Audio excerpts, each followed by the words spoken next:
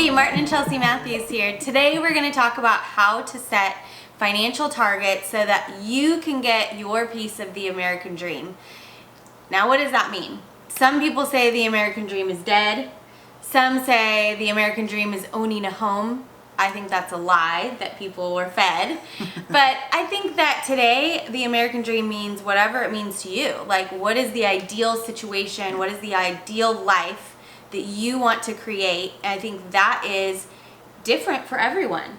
Yeah, look, and I want you guys to drop in the comments here what the American dream means for you. What does that symbolize? What does it mean for you? And for me, being an immigrant to this country, I was born in Liberia, West Africa. America represented my hopes, my dreams, my aspirations. I felt like if you could, my uncle used to say this thing back in Africa. He came here to America. He actually served in the Marine Corps. And then he went back to Liberia. And he used to say, you know, the US of A, till you've been there, you ain't been nowhere. He used to say this all the time. And, you know, so America represented this great place that you could, if you could get there, you come here. And then you have a shot of making whatever dreams you have to come true. And I've always wanted to be in business, so I thought this would be the place you come and do it. But for you, for the person in America, that American dream, you know, has a price tag. There's a cost to live in America. You know, USA Today did a study Ain't cheap. that talked about what's the cost of the American dream. What does it cost to live the American dream today? And basically, it was symbolized by the average home, average car, average size family, taking an average vacation. It's just average everything. Okay. I don't know about you, but I don't just want average. Yeah. Okay, so the number he's about to tell you is probably not the one that you actually want. So look, here's the deal. The USA Today study said to live the American dream, and really it's not somebody living large, it's basically them putting money away for their retirement, you know, saving some money, a little bit of money for college, taking one vacation. USA Today said you need to make $130,000 a year in order to live, you know, the American dream. Yep. As a starting point. Your income to start needs to be $130,000 a year, according to that study. And it makes me think of something years ago a mentor has said to me.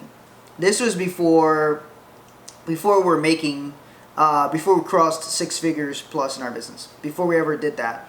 He said to me, he said, Martin, when you make $100,000 a year, you'd find out how little that is. And I thought, what in the world is this guy talking about? I was like, let me just get there and I'll let you know how I feel. Okay, speak for yourself. So it was interesting hearing Sounded that. Crazy. And I thought, yeah, I want to get there and decide for myself. And so, but let's look at what's the average income in America today. It's if of the 99%, because you have the top 1%.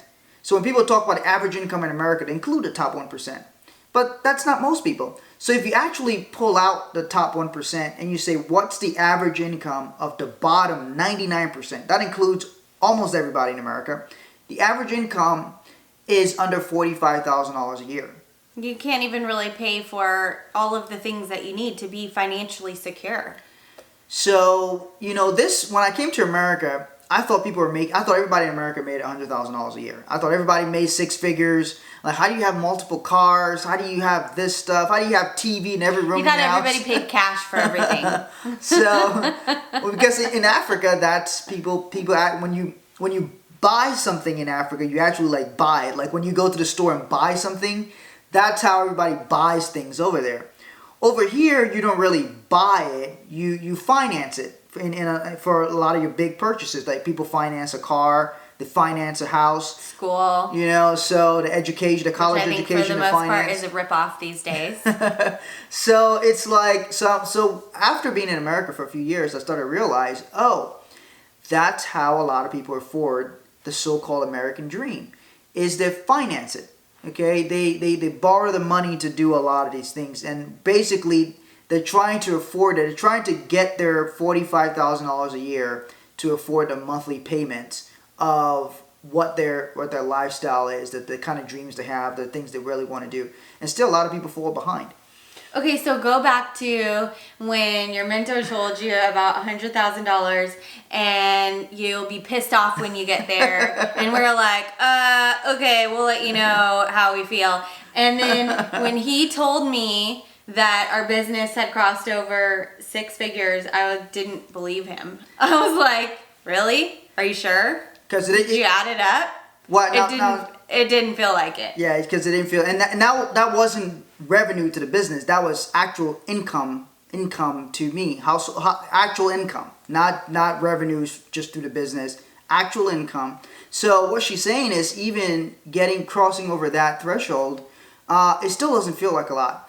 Because here's what happens is, if you are making less than you want to make or less than you need to make, then there's a lot of things that you're probably cutting out. There's a lot of things that you're probably going without. And you don't even realize some of those things until your income starts increasing. And then you're like, oh, now we can finally get health care. Oh, now we can finally go to the dentist. Oh, now we can get organic food instead of, all the other chemical-filled food. Instead of government cheese. Yeah. And so you start kind of catching up, on some things, and so your expenses grow as well. And then if you have your own business, you're also having to outflow more money to be able to grow and expand your business. And then there's also this lovely thing called taxes that increases every time that your income increases as well. So there's all these factors that I think people don't really think about. They're just thinking about, oh, if I could just make a little bit more money. And I think that so many people, you may be setting your targets way too low because you're not really thinking about what that means and how much you actually really need to have the life that you want, to be able to build an unbreakable financial house so that you and your family can handle any financial situation that comes to you.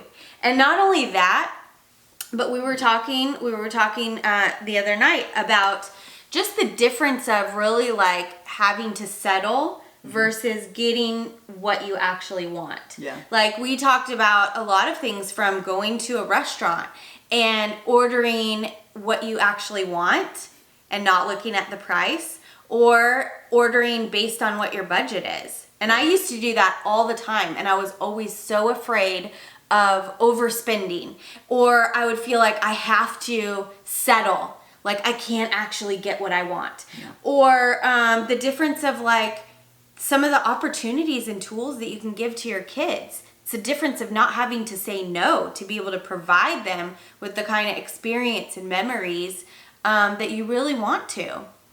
Yeah, look, so it really makes a big difference. Having the right targets. And I just kind of think about our journey and where I came from to get to America and be here and have an opportunity to go pursue my dreams. But, it's for too long I underestimated what my target was supposed to be.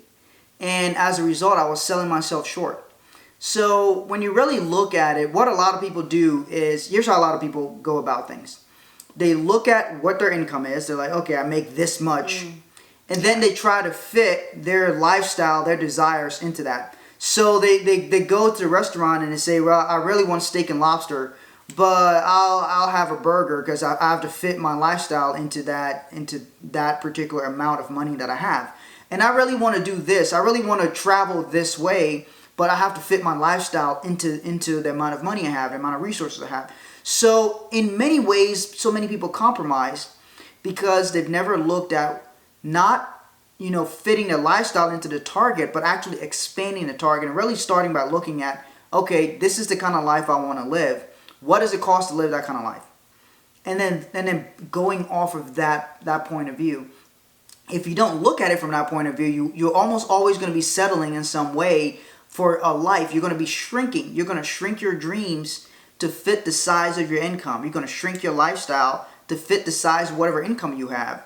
And whereas actually what your attention should go on is on how to expand your income, how to grow and magnify your income. What you're saying right now, it makes me really sad because I'm thinking of this visual of like when kids are kids, when they're young, they're like, just, there's no limitations on their creativity and their imagination, and they're just free, and like they have all these ideas and things that they want to do, and they're just like so expanded. And then as they get more responsibility, and as people tell them you can't do that, and as they get older, it's like, I just imagine this like totally expanded being to like, you know, just this totally contracted, shrink down. And that's what we do when we set our targets too low, and when we think that we can't have what we really want, and we can't create what we really want. And it like makes me so sad because there's so many people out there that are doing things in life that they hate doing, or you know, that they have these gifts that they are meant to share, but yet they're like, you know, stuck at this job barely getting by. And I just want everyone to be able to just expand and like, you know, have all of their gifts, like develop their gifts and share their gifts, and like really be able to live the life that you truly, truly, truly want. And here's the way to look at it, and then we'll get to the exact steps to take to set your targets. But really want to drive this point home. Here's the way to look at it. You have to look at what's happening on the whole planet. All right? This whole planet is a planet of trading and commerce. Every time you go to the grocery store, there's thousands of items. So all those items are from different companies. Somebody started a business to create that bread that you go and buy, the milk, the juice, whatever that you buy there. Somebody started that company, and they're counting on you going to that grocery store. She brings that up because I hate beets. Beet juice, oh no. So, but somebody started that business to exchange with you. They created the bread in their factory to ship it to the grocery store. You go there and you buy it. You know, that's an exchange. The entire planet that happens. Look how much money do you spend every day? Going to the store here, going over here, going over here. The spending the money isn't a problem. I want you to observe that people are exchanging. You are exchanging with people all the time. Yeah. Every time you go to Target, you're exchanging. You're buying things. You're trading with that company. So that's what happens on this planet. There is nothing wrong with having big financial targets or having the lifestyle that you want, but it starts with having the right information. And once you observe what's going on, and you observe that on this planet, we exchange with each other. We trade with each other. That's how we do things on this planet. And so once you have that viewpoint, you'll start to realize, how can I exchange and trade with more people for more resources so I can do more of the things that I want to do? It's all about more, not shrinking less. Well, and here's a good way to look at it too. Are you more on the receiving end of the exchange? Like, are you consuming more than you're putting out? And so look for ways that you can provide more value that people want to exchange, and that turns into money. Yeah. Which turns into, you know, the life that you want. Exactly. So let's talk about steps to take to set the targets. Okay. Look, when we started to set targets this way, it drastically increased our income. What we looked at was what do we want to, how do we want to live and things like that, and realized, look, the things we really want to do, we needed to have 10 times the income that we had. Okay, so we're like, okay, and even now, we've got a successful business. We have personal clients in 28 states, personal financial clients in 28 states. We've got offices in different places, but the main thing still is we still are looking to multiply and expand our income. So if you start from that point of view, so let's say a person says, hey, I'm making $50,000 a year right now, but the lifestyle they really want, probably if they had $500,000 a year, $500,000, they could probably do all the things they really wanted to do. But for somebody who's making 50, to try to think about going after 500,000 might be too big of a stretch. But even though 500,000 will allow them to do so many of the things they really want to do, to think mentally, to the gap between 50,000, 500,000 seems too big of a chasm. Yeah. So what you do is, even if you say, look, you don't have to go do it next year or next 2 years. What if you said you make that a long-term goal to get your income up from wherever it is up to 10 times what it is today, and then you back it up and say, okay, how can I between now and the next year double it? If I'm making 50, what can I do to make an additional 50? You've already proven to yourself you can make 50. If you make $50,000 a year, you've already proven to yourself you can go make 50,000. Next year you make another 50,000. The year after that you make another 50,000. If you reach into the future and pull one of those $50,000 into this year, into this present time, you now would have $100,000 in 1 year. That's the idea.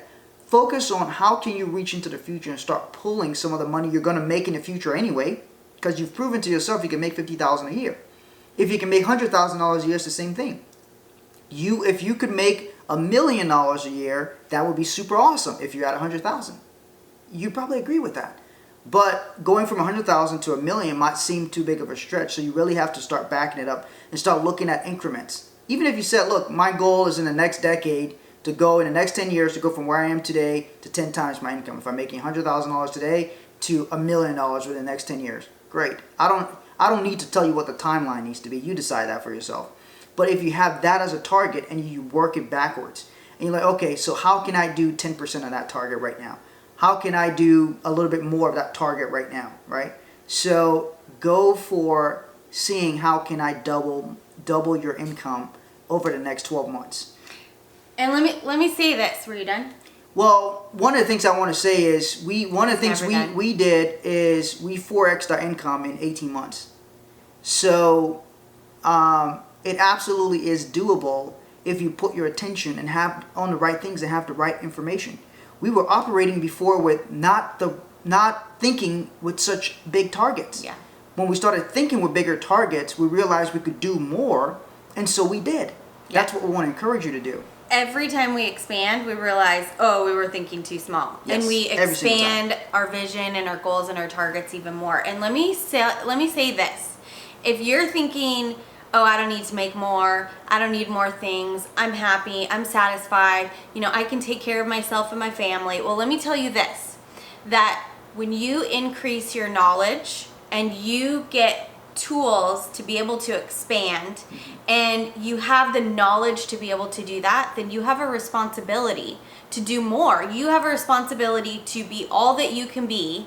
As cheesy as that might sound, you have a responsibility to reach your potential, to do what you can, to not just take care of yourself and your family, but what else can you do in your community? How can you help others? Because the knowledge that you've gained, other people don't have, and other people are struggling and they want to improve and they want to expand. Yeah. And so if you learn knowledge that can put yourself in a better position, then it is your responsibility to take control of your environment, to keep improving, to keep expanding, and then to reach out further into your community. And like he was saying, think about the whole planet. Like, the more, it's not just about material things and going on nice trips and having nice things. All those things are great. We want those things. We like having those things. But we think about, we live on this planet, like, what can we do to contribute to make it a better place, to make it, a better place for generations to come. And so the more knowledge that we get, the more responsibility that we have to do something with it and to improve our situation and the people around us and even further. Well, in the last 2 years, I think we've given more to causes we believe in than probably the previous 10 years. Our whole life. Probably the whole life. Come on, yeah. And one is a function of increasing our income, but it's also a function of increasing our knowledge, like Chelsea's talking about.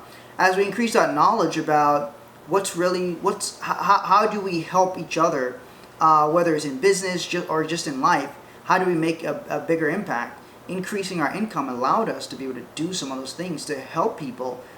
We helped a lot of people. And we don't really talk about this part a whole lot, but we gave a lot to charity, more than we ever have before. So that was some of the results of us going for a bigger goal and playing a bigger game and having bigger targets. Other people benefited, not just us. Yeah, absolutely. So if you found value in this video, if you enjoyed it, please like, Please share and please comment what is the American dream for you. Thanks for watching. We'll see you next time.